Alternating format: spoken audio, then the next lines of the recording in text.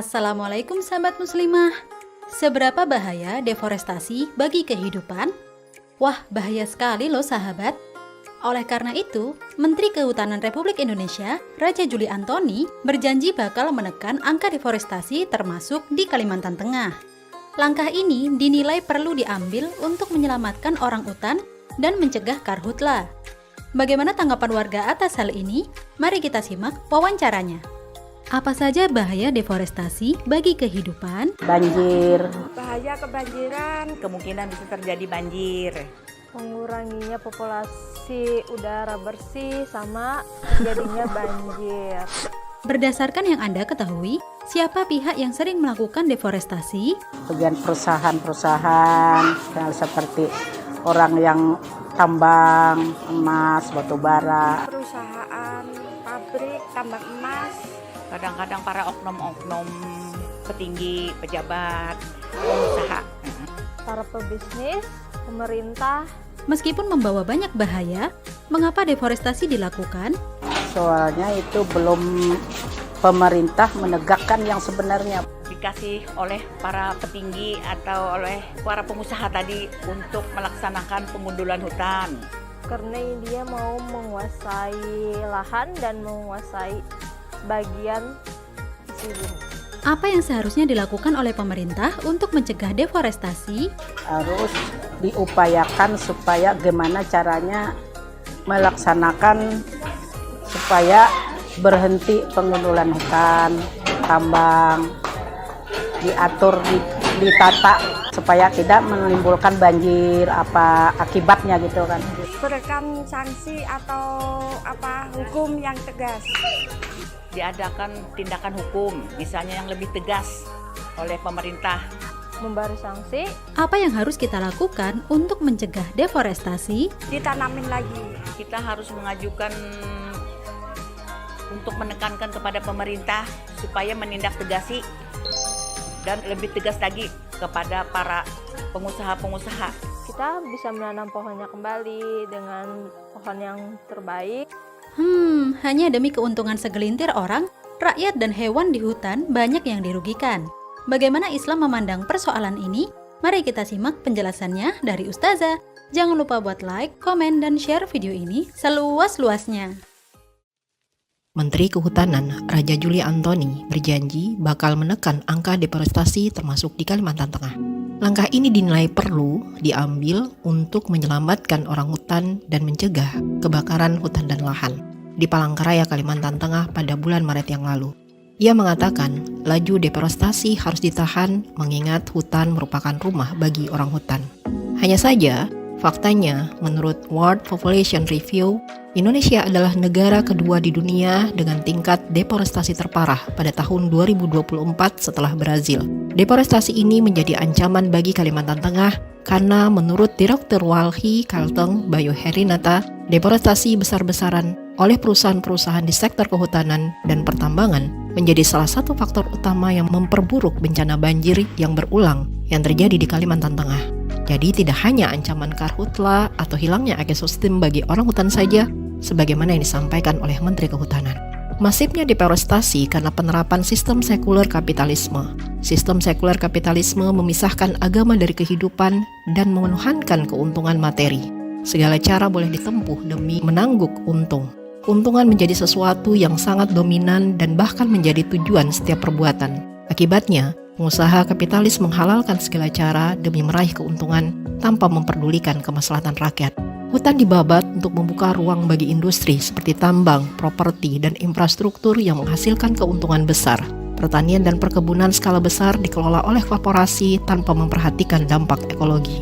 Sistem sekuler kapitalisme memisahkan aspek pembangunan dengan pelestarian lingkungan yang diperintahkan oleh agama.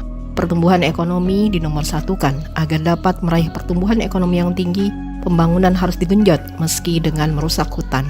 Ketika ada hutan yang dialihfungsikan menjadi perkebunan atau tambang, bukan aktivitas yang dihentikan dan pengusahanya diberikan sanksi, tetapi status hutannya yang diubah sehingga legal untuk digunduli. Semua itu didukung dengan regulasi yang memudahkan bagi para pemilik modal.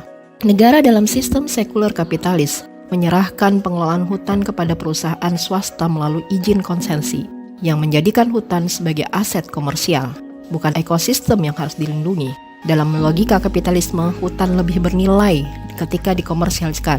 Hal ini karena orientasi kapitalisme menekankan pertumbuhan ekonomi di atas keberlanjutan lingkungan, termasuk melestarikan habitat hutan. Sejatinya, hutan adalah salah satu sumber daya alam yang berstatus kepemilikan umum. Paradigma inilah yang telah para kapitalis sesatkan sehingga mereka merasa berhak meliberalisasi dan memprivatisasi hutan selama mereka punya uang atau kapital. Sementara itu, Islam memposisikan hutan sebagaimana sabda Rasulullah SAW, kaum muslimin berserikat dalam 3 perkara, yaitu padang rumput, air, dan api. Hadis riwayat Abu Daud dan Ahmad. Hadis ini memang tidak menyebutkan tentang hutan secara tekstual, tetapi makna yang disebutkan di dalamnya bisa mencakup hutan karena karakteristiknya termasuk sebagaimana 3 aspek tersebut. Hutan adalah kepemilikan umum yang berarti tidak boleh dikuasai individu. Islam mengatur kepemilikan umum ini hanya boleh dikelola oleh negara dan hasilnya dikembalikan untuk kemaslahatan rakyat selaku pemiliknya. Untuk itu, secara syar'i, negara tidak boleh memberikan kewenangan pengelolaannya kepada swasta tanpa andil sama sekali oleh negara. Selanjutnya, dalam hal pengelolaan lahan, setiap individu boleh memiliki lahan sesuai jalan yang memang dibenarkan oleh syariat. Negaralah yang akan memberikan kepada individu sesuai dengan ketentuan syariah. Alih fungsi hutan untuk pembukaan lahan hendaknya tetap memperhatikan aspek konservasi, fungsi ekologis, serta keseimbangan ekosistem dan lingkungan. Dalam sistem Islam, manusia diperintahkan untuk menjaga kelestarian alam dan tidak boleh melakukan kerusakan di muka bumi.